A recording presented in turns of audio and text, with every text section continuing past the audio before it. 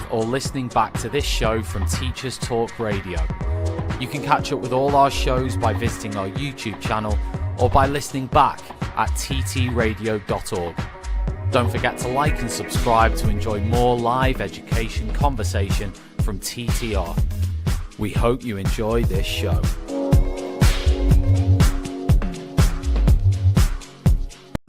Outstanding and world-class vision and world-class this.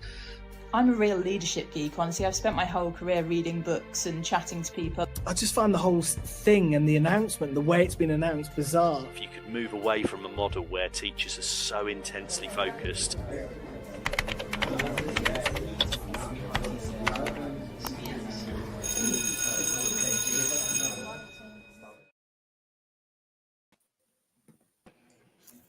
Good evening, teachers, educators, school leaders from around the world. Good morning, good afternoon, and a warm welcome to another conversation about AI in the classroom. Today, we're going to talk about AI in the classroom hype, hesitation, and what's really happening. So artificial intelligence is dominating headlines, and big tech is making bold claims about its potential to revolutionize education. I'm sure you have all heard the saying that it will transform the way that teachers teach and students learn. But some are worrying about the risks, the ethics, and also the pace of the change. In schools, as we know, reality is often much more complex than what we hear from big tech. Some teachers are excited about AI and experimenting and integrating it into their teaching. Others are hesitant, maybe unsure about how to begin, and others are concerned about the impact of AI or maybe simply struggling to find the time to learn. So in this episode of Teachers Talk Radio, we're going to try to move beyond the hype and the fear to explore what's actually happening in the classrooms. What are the real obstacles that teachers face when it comes to AI? How are students responding to AI? What are early adopters discovering on their learning journey? And what advice do they have for teachers who are maybe more cautious? And so joining this afternoon, is two educators with different perspectives of AI in education. I'm very pleased to give a warm welcome to Mariel Reed, who's a teacher in MYP, Individuals and Societies, the International Baccalaureate curriculum at the International School of Bologna in Italy. And she is leading a Gemini AI pilot as part of a Google reference school. We're going to hear much more about that this evening, but she has embraced AI in her teaching and she's exploring its potential. Warm welcome to Mariel. Mariel, in just a moment, I'll let you introduce yourself. And also a warm welcome to Christina Peters. Christina is a language teacher at the Berlin Cosmopolitan School in Germany, and she has not been an early adopter. She's experimented a little bit, but like many teachers, she has concerns about how AI is developing. She has trouble finding the time to really learn how to use AI, and she's not sure about how to best prepare for it. So together tonight, we're going to discuss the realities of AI in education, the challenges that we face, the opportunities, and what teachers can do, and whether they are eager to explore AI or still uncertain about its role in the classroom. So a warm welcome to everyone. And Mariel, I'll let you introduce yourself first. A warm welcome to you. Thank you so much for having me. I'm really excited to be here and talk about this incredibly relevant topic. As you said, my name's Mariel. I'm an MYP Individuals and Societies teacher. At our school, there was a pilot program that started thanks to our IT director, Pio Fabriziani, in collaboration with our school management, Google, and Acer. So we've been running this pilot for about a year. We're the only school in the world to have completed the pilot with the Acer Chromebooks that we have. So it's been a very interesting journey, lots of learning, lots of challenges. And I think it's really important to discuss all of the aspects and recognize that there are ethical issues and challenges that need to be discussed when embarking on the AI journey at school. Absolutely. There's lots for all of us to learn. Christina, warm welcome to you. I'll give you a moment to introduce yourself to our listeners around the world. Thank you to inviting me and having me in your program. Currently, my current school is in Berlin Cosmopolitan School, and there are some small steps to introduce AI to the teacher, to the team, from the leadership with the PD days, for example. Otherwise, they're only individual small projects from some teachers.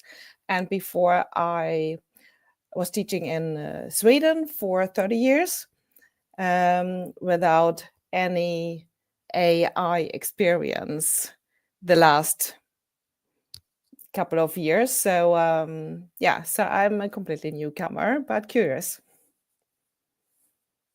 That's I think sometimes that's all that's needed is an openness and curiosity, and that's the beginning of every good journey. So I have lots of questions for both of you tonight, but before we get into the questions, I want to take a moment to thank our sponsors.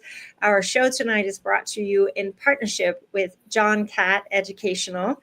They are publishers of professional development books and resources that support teaching and learning in schools around the world. I also want to thank our other sponsors. Your students could study in the United States. USA Study is your one-stop platform for guiding students through their college application journey. So don't hesitate to go and visit usastudy.co.uk. And finally, teachers, make sure to join the Teachers Talk Radio team in Manchester on Saturday, the 1st of August, for a Teachers Talk Connect. It's one of our biggest free events ever, and you are warmly welcomed there. So thank you, sponsors. So I will start with my first question, because I am very curious to hear what you think about this. I hear a lot of talk from big tech. And I also know, having a background in teaching, that the classroom reality is sometimes different from what we're hearing on the stages. And so artificial intelligence is everywhere in the news. Companies are making big promises about how it will transform education. So Christina, I'll start with you. In your experiences, are you hearing that these promises align what's actually happening in schools in your experience? I think in reality, I see from my perspective, very little about the AI, but the talking is there that we should, and that's important, to jump on a train or being prepared. But it's already rolling, so how can you be prepared? So sometimes I feel it's already too late. So in my daily work, I really don't feel that we use it, but the students use it. And then I can hear from the teachers, from the colleagues, that they use it for their preparation, for example, for their own sake, but not together with the students. And then there are some PD days when you have workshops, when the leadership thinks, oh, we need to prepare the teachers or give them some education, and because they have to use it. So for me, it is a little bit spontaneous, or not that much as we hear in news or in the media. Meryl, I saw you nodding when Christina said, how do you prepare for a train that's already left the station? What went through your mind when you were hearing her say that? I think Christina's experience is in many ways the majority experience. I think this is what many educators are experiencing, hearing a lot about it and maybe not necessarily having the tools to get involved. And I know, even if I'm very much involved in AI and education, even in just the last year that I've been involved, so much changes so fast. It's really developing very quickly. So I think even as someone who is very involved in it, it feels fast. So I think that that's something that I can relate to, despite maybe having a different level of experience with it. It really is changing and developing so fast. And I agree with Christine. I think there is a lot of talk. A lot of it is coming from big tech. I think our school experience, because big tech was also involved, we had partners, Google, Acer, who gave us the tools, who provided the licenses, who gave us some of the training, who gave us the opportunity to really develop that. I think that's an example of good practice, but I recognize that it's a rarity. It's not happening on a majority level at the moment. So it can be really challenging for educators to understand what the potential is, to understand how it could be implemented. How do I facilitate this with my students if I'm not sure about what the next step is? And so I think Christina's experience is very valid. I think it represents, what most teachers are experiencing. And Christina, you mentioned as well, you're seeing that the students are using it. And so that must bring an additional layer of pressure to kind of get ready for using or understanding what it is that's happening in the classroom. Yeah, but I think that they mostly use it at home. But if they are allowed to use their computers or other devices, so they would use it even in the classroom. But for me, as I see it, they use it as a fast solution or a quick fix, not to use it in a way which I think they could, where they also have their own thinking, a process, which I think they want the shortcut, not doing the work. And there's so much more potential, even if I don't know about it. So I just imagine what they could do with it, and we together. So I think that they use it mostly for writing texts, for example, doing some research, and let the AI do the job for them, but not with them. And I think that is a wish I would have to I try that, to make them understanding that they have to do the work, and the tool is just there for doing more and learning more, not doing instead for themselves. So there's also a danger I see. So I think, or they prepare a presentation. So those kind of things they use it for, and they don't talk about it. They maybe don't say it, or they say it, I don't need to do it, I can ask AI. And that's a negative way to look at it, I think. That's not how I want to use it, of course. Yeah, I think I think it's a concern that I think you probably share with a lot of teachers around the world. Is we want our students to learn, and we don't want the AI to just simply do the work. We want, if they are using an AI, they need to use it in a way that they are still learning, which is I think a great challenge here in the beginning of having these models. Meryl, I know that you were an early adopter. Were these concerns some of the things that led you to sort of adopt AI in your teaching, and when you did, what were your first experiences like in the classroom? Yes, I mean, I remember when one of my colleagues, I have a few colleagues that are really into tech, the colleagues that you go out with on a Friday and then you own cryptocurrency by the end of the evening. So one of them messaged me and said, oh, this new tool has come out. You've really got to try it. It's OpenAI, the ChatGPT function. And I remember engaging with it and thinking, what do I need this for? I don't understand what I would use this for. But then I started hearing a lot of chatter about it from my students. So I started asking them, well, what are you using it for? How are you interacting with this tool? And I started to get my first maybe assessments and homework that I thought, this isn't the student that I know. So engaging with them, that was really what pushed me, I think, to learn more as well, because I thought it's here.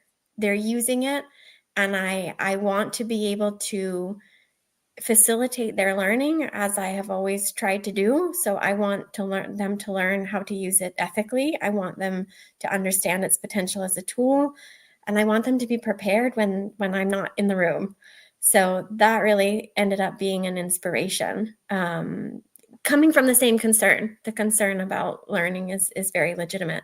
I think one of the challenges that I'm facing now, we do a lot of teaching around AI and how to use it, is that, as Christina was saying, using it at home, not at school, there are data protection issues. So, certain companies were not transparent about their data use and have had issues with it. We don't use any of the AI tools outside of our Google ecosystem for the simple reason that our data is not protected. So we can't have the kids using school accounts for certain chatbots. It can really be a risk to your school data system.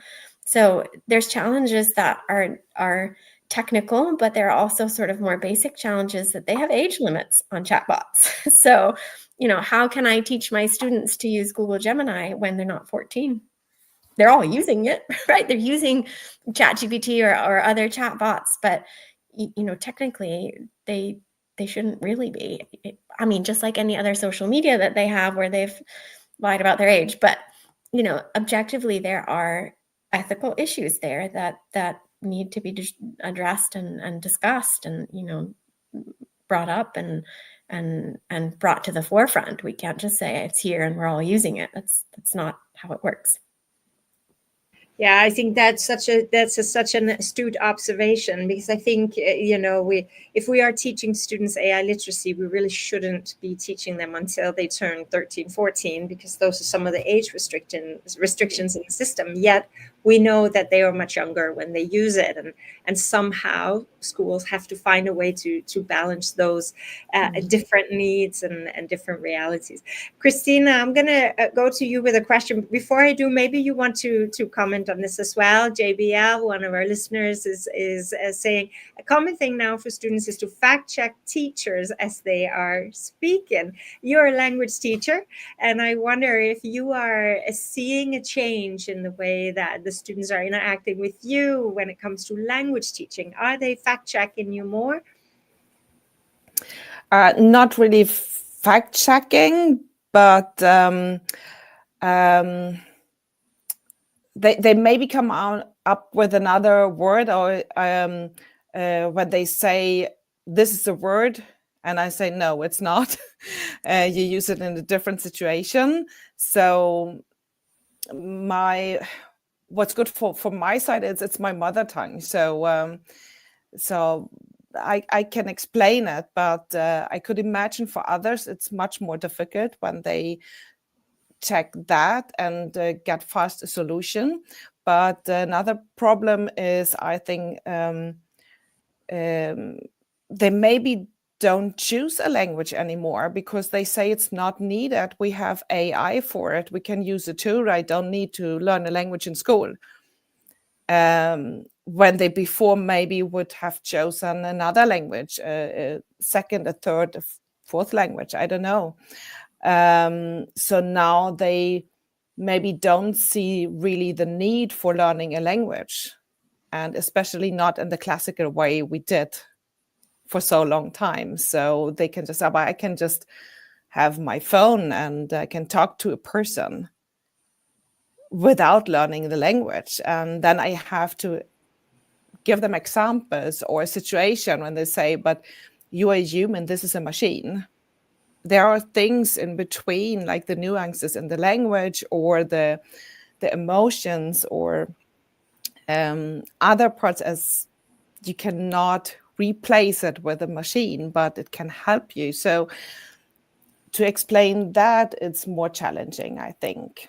But I'm also a history teacher, so this comment on checking the facts, I'm just thinking, oh gosh, no, how would that be for me when they checking me on the facts there? So for other subjects, it's, I think, really, really challenging for a teacher, for the educator. Because Be we alert all, and then yeah, just react on that. Yeah. yeah, and we all know that that students love to point out if we make Yeah. mistakes in the classroom. So that's the best part of the day. Christina, Yeah. just to expand a little bit your thinking on that.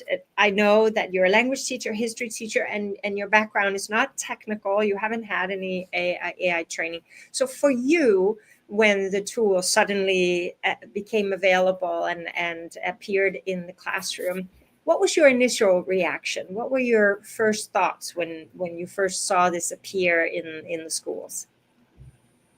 I think two things. The first is a more negative reaction when I say, okay, one day we're not needed anymore. They can learn it all from home. They will not talk to us. They were not thinking that we have to go to school, so we can do it from home.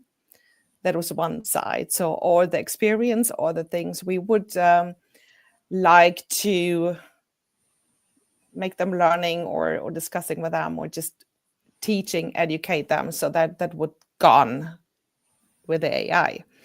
But I know that's not that's not the way it is. But that was my first reaction. The second one is what an opportunity, or what could we do with that? We could just add on, and I don't need to check them all. So I cannot do that at the same time. But if we could use it together, and they could learn pronunciation, or they could have an interview with someone at the same time, and they get a feedback which they wouldn't get from me, that would be a revolution. That could be, they could learn so much more, much faster, if they are motivated to that, and if I know how. So there are two sides, actually. I think that's an amazing answer, because I think for me, that sort of signifies a wonderful teacher, is that you can tell that there's this inner passion for lifelong learning, and that you're seeing an opportunity. But then there's the hang up, how do I do it? Like, I see that it could happen, but how do I get there? So Meryl, I wonder if you maybe could pick that up just a little bit, because I know that you have had an opportunity to jump in. You have used AI in your classroom. And I'm wondering if you could share with us some examples of how teachers could get started. What did you do? What worked well for you? And are there any challenges that you've encountered that you could give your peers some advice on? Absolutely. I think my AI journey started with interacting with a chatbot. So very much as a time saver tool. I teach over 100 students, so things like writing report comments. I don't want to write the same comment for every student, but maybe I want to say something similar. I can rewrite that with a chatbot, and it saves a lot of time. Even lesson planning ideas, different activities. So that was really sort of my first interaction. It would take me a very long time to talk about all the things that I do with it now, but I'm happy to say that we are at a place where I'm able to facilitate students using it to enhance their learning. So the rule that I always give them is that it needs to facilitate their learning, not bypass it. And anything that they would ask me that I would answer, they can also ask AI. So they use it now, for example, with an essay, to write their own outline, to come up with their own keyword list.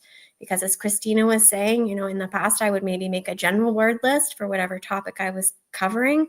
But if I'm doing inquiry-based or project-based learning and students are working on a more individual topic, it's really challenging to find the time to provide a word list for everyone, to help everyone with their outline.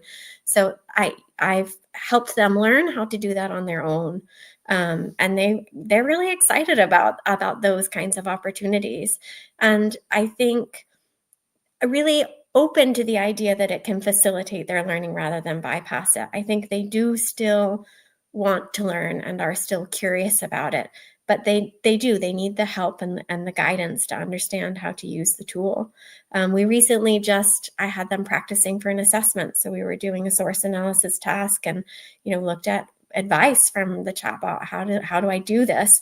What could be some practice questions on this topic? What kind of essay question might I get that I can practice writing some outlines for? So it was an in-class assessment. They couldn't use their devices for it, but they could practice and prepare for it.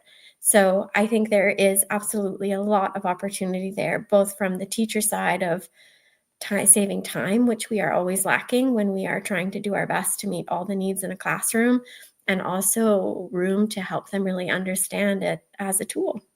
And I think actually I was talking to a student today and he said, so much easier for me to access information with my chatbot because I don't really know how to do a search that is effective. So it also made me realize that there are some skills that they're missing.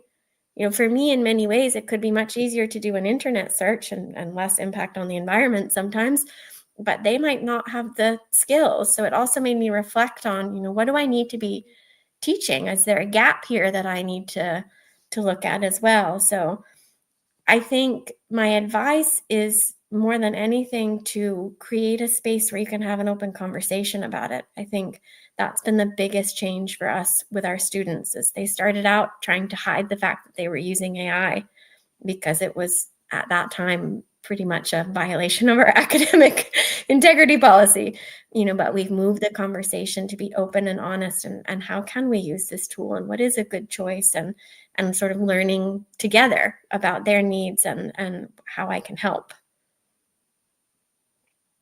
I think that's a very insightful comment, and I think it brings to mind something that you mentioned very early on is what do we lose when we use this, and also what are the ethics of using it, making conscious choices about what we do and what we omit. So doing a Google search used to be actually quite a skill to put in a good search, and now maybe that is something that will be lost. Christina, there was a case in the news, I don't know if you heard about it, of a group of students who had created a chatbot of Anne Frank, the young lady that was hidden away during World War II. As a Jewish girl, she was being persecuted, and the students created a chatbot where they had a conversation with her. And one of the things that the chatbot quickly started to do was to be very nice and sweet when the students were critical towards the Nazi regime, and they said, well, people can make mistakes, and it's maybe they didn't have the intention, and they sort of tried to soften up in a way that it actually became disingenuous to them having a history lesson. And given that you have a background in history, which is often based on facts, but also secondary resources, which may now be created by AI or maybe even recreated. And you also work with languages, where it's important to have a thorough understanding of syntax and culture in order to communicate well. I wonder if some of this go through your mind when you think of AI as a useful tool for students. Are there aspects around that concern you, and what does that look like for you? What are some of the thoughts that go through your mind? I mean, regarding to that example you gave, but also my own thoughts about it was that it's so much more difficult for the students now, and it will be more to know about the sources, if it's right or wrong, to know if this is fake or not fake. So with photographs or mismatching that and creating photos, even connected to a historical event, I think that is very, very difficult. Maybe there are things you can look at and you can teach them, or we can look together and compare it. But a check of facts, I think it's really, really difficult because they believe in the source. and they're not checking, maybe like us, knowing from before we have to check different sources and we have to check where it comes from. That is nothing they grown up with. It's so much information and so fast information, so they don't take the time to check that. And I think that is a danger. That is something we really need to make them aware of. They can say maybe, yeah, we know, but they don't do it because they want to save the time as well, or they think, okay, I take it for given. So I think that is, especially with history, something I'm concerned about, I would say. And the good thing of it is that books getting old, but the internet is always alert with new information. But yeah, the risk for not checking the facts and even having wrong facts, that's a really concern, I think, and not being able to know about it. Yeah. And also in languages, to not being sensitive about what language can do, that you take, for example, irony or sarcasm or jokes for given, so that the students, is my impression, that they're not sensitive enough about the language and what you can interpret of it, or how you when you say things, sometimes the intention is another one that the reader or the person who listen to it gets. So I think sensibility for language and using words, choosing words, is something we have lost a little bit, and we need to work with, and especially when it comes from an AI. So they're no feelings. It's a machine reacting on what prompts or what question we asked. So yeah. So it's almost like a ripple effect that yeah.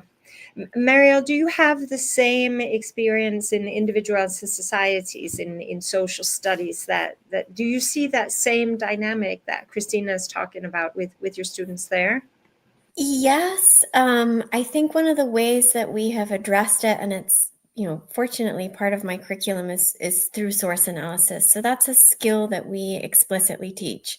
I think Christine is absolutely right. I think students are challenged by source analysis, by trying to understand what's factual, what's not factual, misinformation, disinformation. I mean, and there's so much all the time, and not just from AI.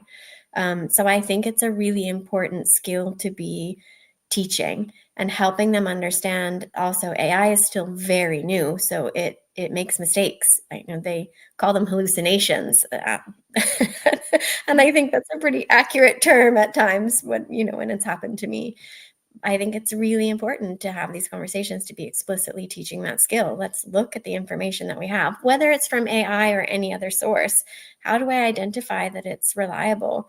There are some guidelines available about how to assess AI output, things to look for, always watching out for bias. It has intrinsic bias. So I think that for us, the focus, as it's already part of individuals and societies, has really increased on, let's look at this source and figure out if it's reliable, who wrote it, what's the perspective, what's the bias. So having that skill as part of our curriculum already has facilitated transferring that to AI as another source of information that needs to be evaluated.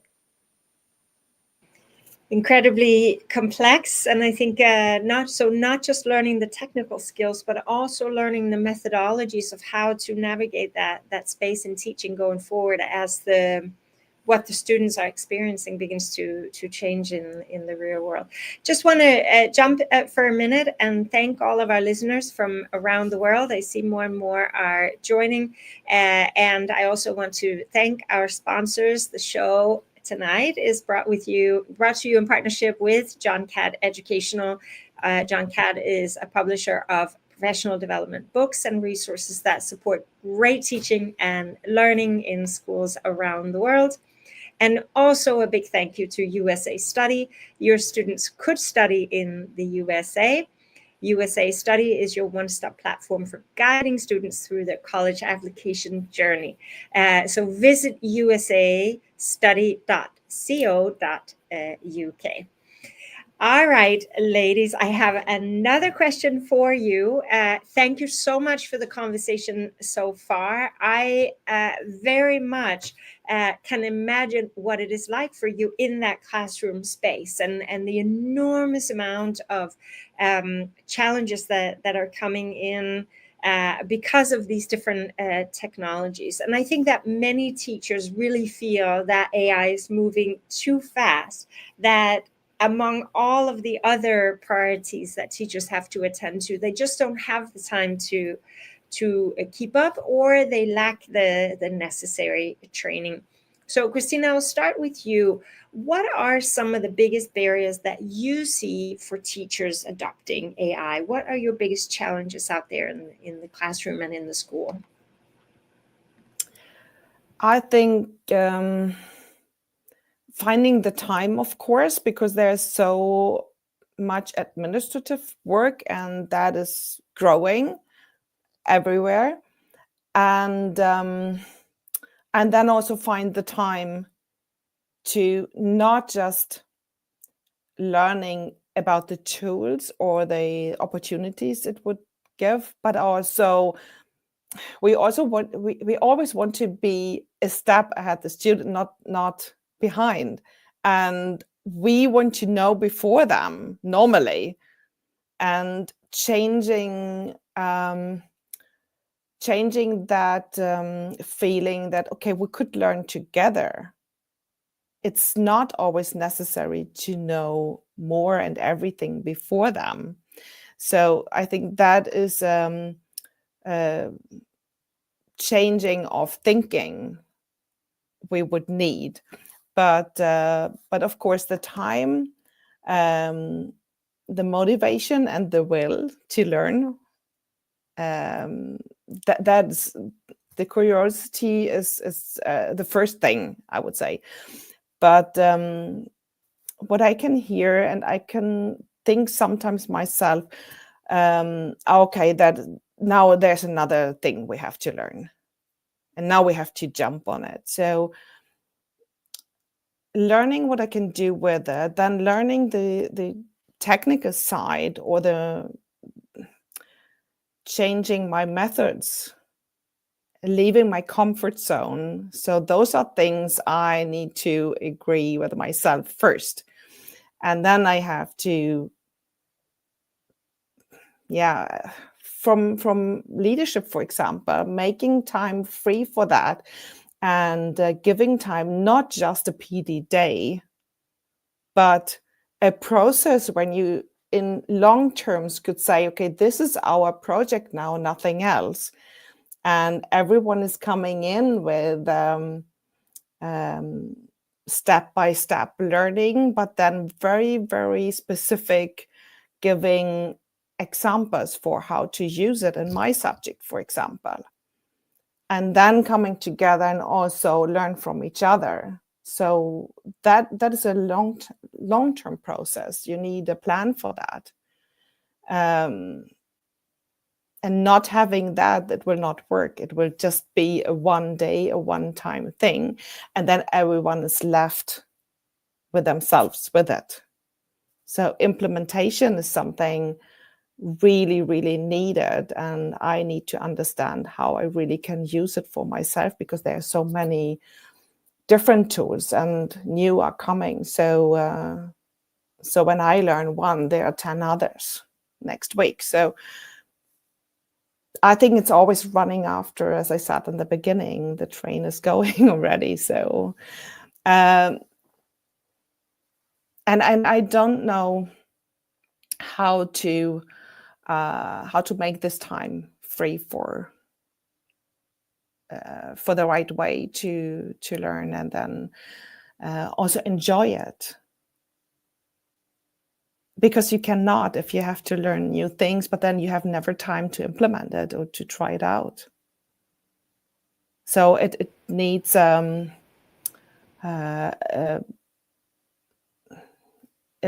bigger plan for that, a long-term plan, and a holistic sign of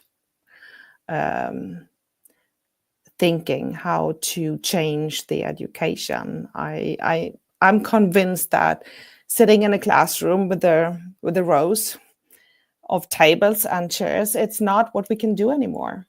But we are doing it everywhere, and we have 50-minute lessons or 100 minutes lessons. So that's not how it works anymore. So, but we do it all over the world. Yeah, I think that's such a profound message. I know, Christina, you and I have actually had conversations about this before, that the actual logistics of the classroom, it sort of institutionalized a certain way of working, how the tables and chairs are set up in the classrooms, whether it's circles or groups or rows, really determines to a great extent how the lessons turn out. And I agree with you. There's no question that there is a significant shift, and just like we want our students to love to learn, and we don't want to just tell them things. We also want them to be able to apply those things. Teachers are no different, as you point out, that teachers really need the time, not just to be told that these tools exist, but a time to sit with their peers in the subject groups, in their teams, try different things, figure out new methodologies. So time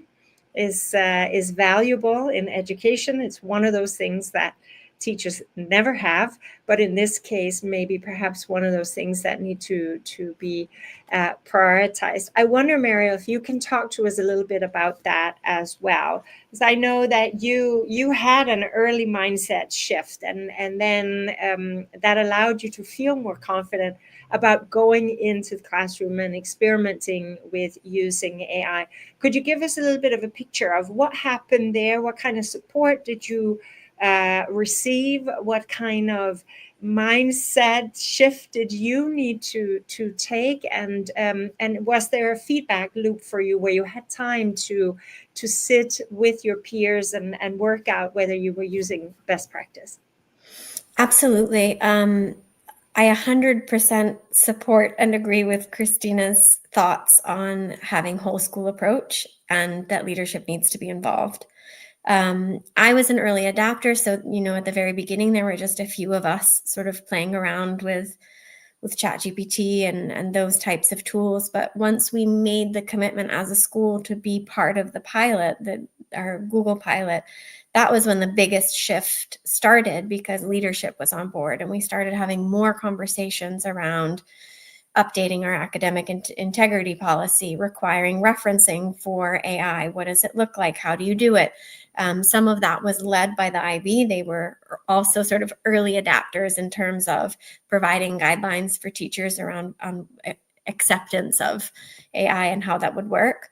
But we've just had an ongoing process of feedback loop. I just did a session yesterday with my colleagues, showing them some different good practice and tools that they could use to reflect what Christina said. They are new tools that came out in December. So of course, always changing and finding the time to keep up is hard, but we do take those moments. We take a staff meeting every once in a while just to share some good practice.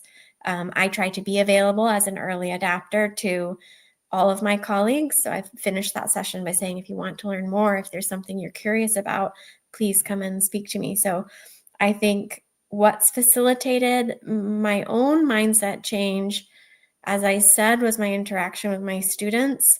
But I think what's facilitated a more whole school approach is the opportunity, again, to have these conversations, to discuss it openly. And I had one of my colleagues say to me, you were showing all these great tools. I'm still at refine my speech. I don't want to do this. I'm concerned about it. I'm not ready. but I need to start somewhere. Can we just sit down and start somewhere?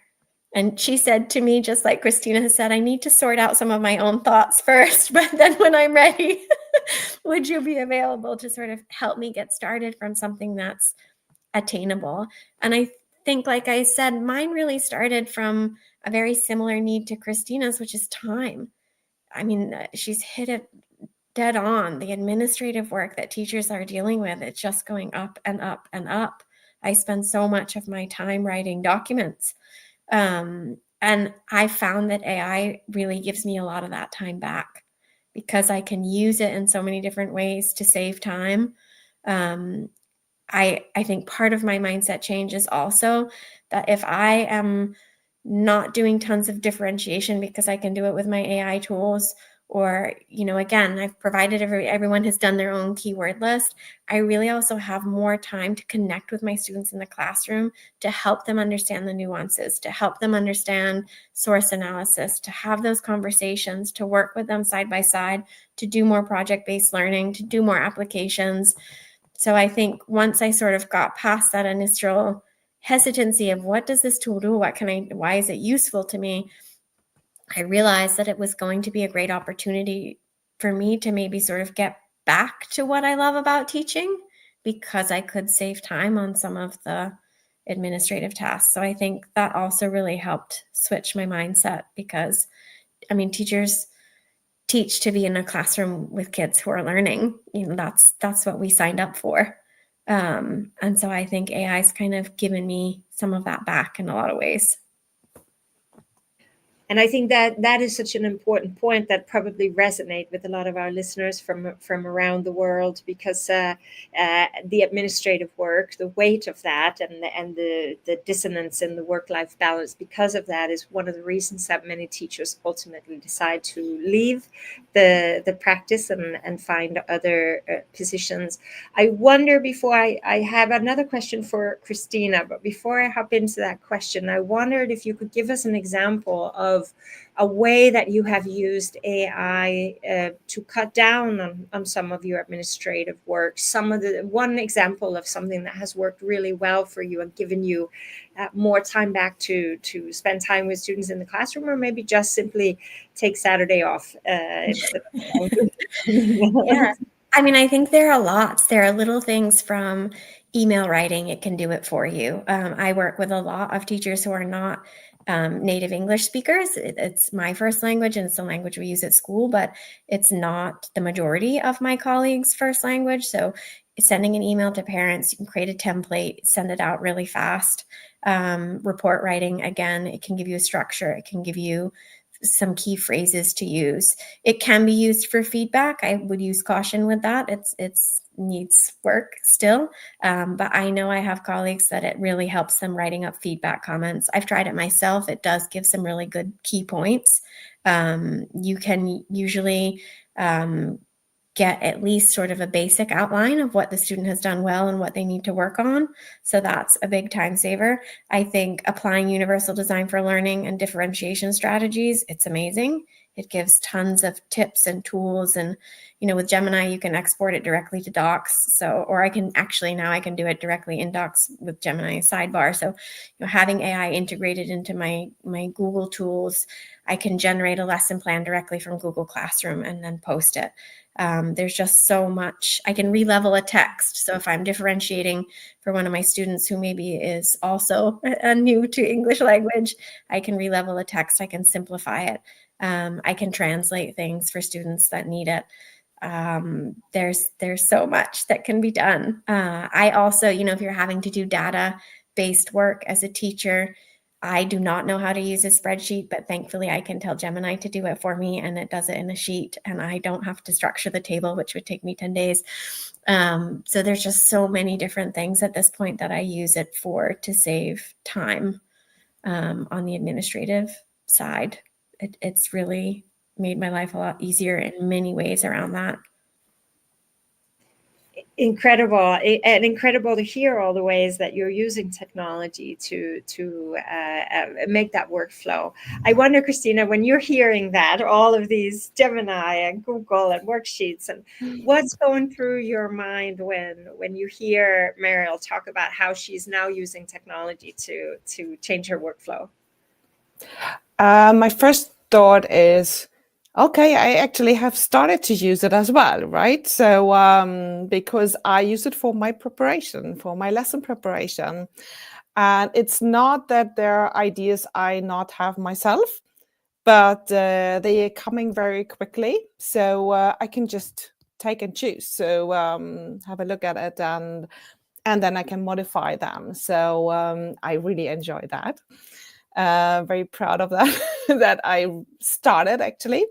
Then the second thought is when you say that it saves a lot of time for example, framing comments or report card writing or giving feedback. So then my question is it really faster, or I think I would have problems to frame it in a good way, what I want from it. So to really help me. So, I mean, that needs training, right? So to ask the right question or give the right comment prompts or whatever. So for me, it seems still seems that it would take longer for me than just writing it myself.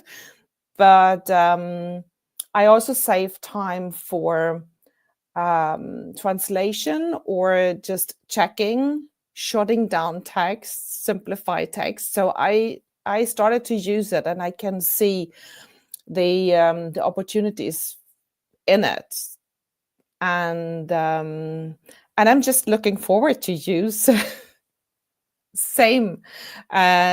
use it in the same way and be able to say that saves time for me, because right now it doesn't in that way, or not that much. So so I can understand what you say, but I cannot really see how it works, and it really would save time for me. Yeah. I think Mariel, if I could just, I wonder if you could could you dig into that just a little bit more? Because I'm also myself very curious to hear, like, how would that play out, and how would someone like Christina get to that same space and use this in a way to save time? Yes, I think, well, first of all, I see my own journey reflected in Christina's experience, because that's where I started. And I think when I first started to use AI, even around report comments, I don't use the word commendable. So it just kept giving me these comments that everyone was commendable. And I also was sort of frustrated with it, because I thought, I don't know, no one speaks like that. And I think that Christina has hit a very key point again, that prompt writing is the very first skill to learn when using AI. And it's something that I teach students now. Because just like a calculator, it's only as good as the input you can give it, and you have to be able to evaluate its output. So I think prompt writing is where people should really start with their AI journey. There is information and literature available. And I think the one big piece of advice around prompt writing is the more specific you can be, the better you're going to get results. So when I'm asking for a report comment, it's this grade level, this type of student, this type of, I try to give it as much information as I can. And I think there are some things that I won't ever use AI for. For example, for me, I don't use it as much for emails. I do use it sometimes to generate email templates, but email writing is something that it's fast for me to do. It's my own language. It's something that I've been doing for a very long time. I've been in education for 20 years. So writing an email to a parent for me, it's not a challenge. I don't need AI to do that for me. But there are other things that I definitely, like I said, with differentiation, that even though I can do it and I feel confident in doing it, it really is a big time saver. So I think also we don't need to feel the pressure to do everything with AI. We can evaluate what tools work for me. A little bit like when we do accommodations for our students, they can also sort of pick and choose. What is it that works best for me as a learner? We don't have to, sort of bow down to this pressure of using all the AI tools. We can decide for ourselves, this is what's helpful to me, this I don't really need. And again, just be really specific with your prompts, because that will give you the most output. But I think there isn't a lot of training around that either. So, as school systems, if we are interested, maybe that's one of our first requests. We would like training about really how to write a prompt. We want to share our own experience with it. We want to sit down and try it. We want to see what the output is. We want to have the time to think about at least which basic tools are really going to be helpful to us. I think we can advocate for that a little bit as educators. I think that's incredible advice, especially because the better you can communicate with a large language model, the better result you get. And in fact, language teachers that specialize in communication are actually in a really good position to be the ones that are very good at prompting. But of course, we'll need some guidance in then getting that journey started and understanding how to talk to an AI. Christina, if you could have your wish, the lottery of all shelves, and you could wish for the absolute best professional development and support that would help teachers just like you to be more confident in engaging with AI, what would that professional development and support look like for you? I think for me, it needs to be very hands-on. It should integrate some introduction, of course, but then not sharing all the possibilities, but choosing some, and then also let the participants trying out things and to talk about it. So I think really hands-on and trying out the tool myself, that would be the best way to do it. And as I said before, in long-term thinking, so that you try it out yourself, but then you go back to the classroom, try it in the classroom or for preparation. Best way both, both parts. And then coming back and talk about it and sharing the best way working for colleagues, for example, and sharing their ideas, and then going back, try it again. So I think a mix of theory, but most hands-on and trying out myself, and then that would be the best way. But also having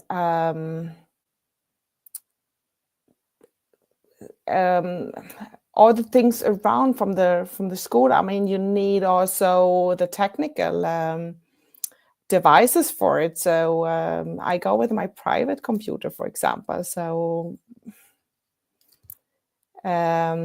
or maybe the network is not working in the classroom, or there's not a connection with the projector or things like that. So that's also something making me hesitating to use that in the classroom, even if I do it every day, but there's always something not working. So that also needs to be to be something. But in terms of development, yeah, I would say a good mix of theory, but most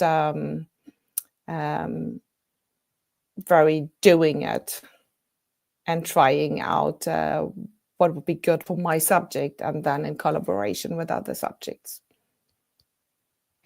Amazing. And I think it's so interesting that you bring up the actual logistics of technologies. I think we've all been there where you have a big lesson planned and then some of the students are DDoSing the Wi-Fi and suddenly you have no internet connection and all the best plans are gone, or maybe the power Exactly. goes out or some other thing. And I think that can actually be a bit of a delay in terms of adoption is being able to trust the technology. Meryl, I saw you nodding your head when you heard that, and we're almost out of time. But I wonder, in that same context, do you have, based on being an early adopter, you've done incredible work with Acer, with Google. What advice would you give to teachers who are curious about AI, but they just don't know where to start, and maybe they have some real concerns? What would be the number one advice that you would pass on to your peers around the world? I think I have two. One is to play. So I always joke when I'm talking about AI with other teachers that most of what I have learned, I've learned through playing. So play with my AI tools. And so I think that mindset of this is a tool that I can play with and there isn't so much right and wrong around it. I can just experiment with it and see what works for me. So I think I would try to adapt the play mindset. But also what I would love to see generally is more of this. So more community around AI so that Christina has the opportunity to speak with someone like myself and we can share experiences that I can reassure her and say, I was there, I started in the same place, and this is where I am now. I think dissenting voices in this space are very necessary because we do need to stop and think about consequences and impacts and make ethical choices. And I would maybe remind early adopters like myself to not forget that they started where Christina is now, and to remember that we're all in this together. I mean, I think if we think of any impact on education when we have come together as a strong community, it's become successful. I think then we can also raise our voices to big tech and say, I'd love to do that. I don't have the tools in my classroom. So I think that's what I would say is engage in the community. Ask the questions, say out loud that you're scared about it. See if you can find someone nearby that's happy to help and support. And I would encourage early adopters like myself to make your experience available. Be honest about what works, what doesn't work, what's challenging. So I think if we can just engage in the conversation more, it will be helpful and beneficial to everyone. I think those are perfect words to end our segment. We are out of time. I could talk to the both of you for hours more, and hopefully we'll find an opportunity to continue these conversations. As you point out, Marielle, incredibly important that educators reach out to each other, lean on each other, and have open conversations about their fears, their worries, their excitement, their learnings, and become learning partners in this journey. A big thank you to both of you. Christina Peters is joining us from Berlin in Germany. Marielle Reed is joining us from Bologna in Italy. And I want to thank our listeners from around the world who are listening in tonight. And we will return in exactly 1 month from now with our next late night with Clara Hawking. And thank you again so much. I really appreciate you taking the time to joining us tonight. Thank you. Outstanding, a world-class vision, a world-class this. I'm a real leadership geek, honestly. I've spent my whole career reading books and chatting to people. I just find the whole thing and the announcement, the way it's been announced, bizarre. If you could move away from a model where teachers are so intensely focused.